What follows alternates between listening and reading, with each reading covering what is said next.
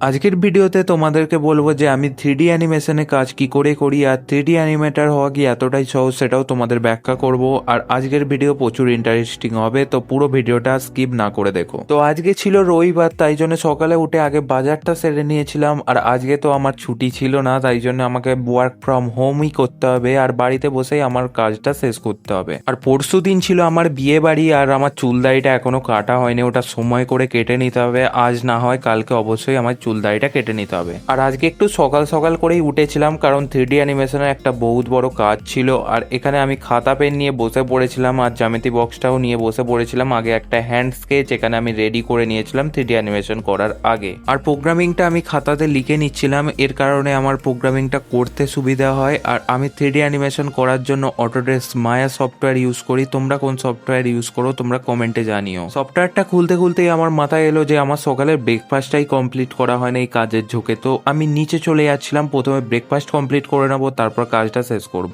আর রবিবারের সকালটা কচুরি ছাড়া ঠিক জমে না। আর তোমাদের রবিবারের সকালের ব্রেকফাস্ট কি হয় সেটা তোমরা কমেন্টে জানাবে। আর তারপর ব্রেকফাস্ট কমপ্লিট করে ল্যাপটপ নিয়ে বসে পড়েছিলাম আমার কাজটা শেষ করতে। আর এই কাজটা শেষ করতে মিনিমাম 2-3 দিন টাইম আমার লাগবেই। আমার বেশিক্ষণ সময় লাগে হচ্ছে রেন্ডার করতে। আমার যতটা না বানাতে সময় যায় তার থেকে বেশি রেন্ডার করতে আমার ল্যাপটপে সময় চলে যায়। কিন্তু কি করব, আমার কাছে একটা অ্যাভারেজ ল্যাপটপই আছে।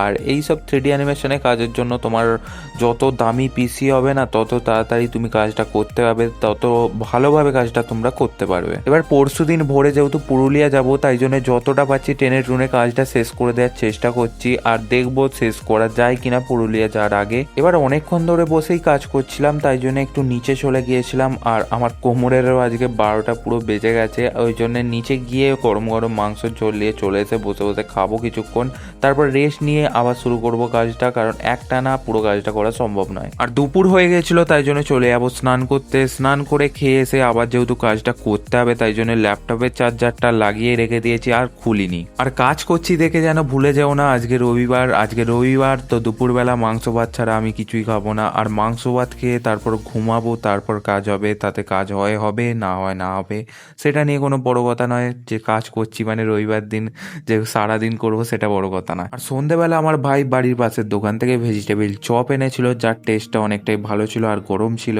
আর আজকের মতো কাজ আমি সেভ করে রেখে দিয়েছি, এবার যা হবে কালকে। আর তোমাদের জন্য একটা কথাই বলবো, তোমরা যদি নতুন হয়ে থাকো আমার চ্যানেলে অবশ্যই সাবস্ক্রাইব করে বেল আইকনটা অলে সেট করে দাও। আমার চ্যানেলে ডেলি ব্লগ আসতেই থাকে। তো দেখা হচ্ছে পরের ভিডিওতে, আর তোমরা করে দাও ভিডিওতে কমেন্ট।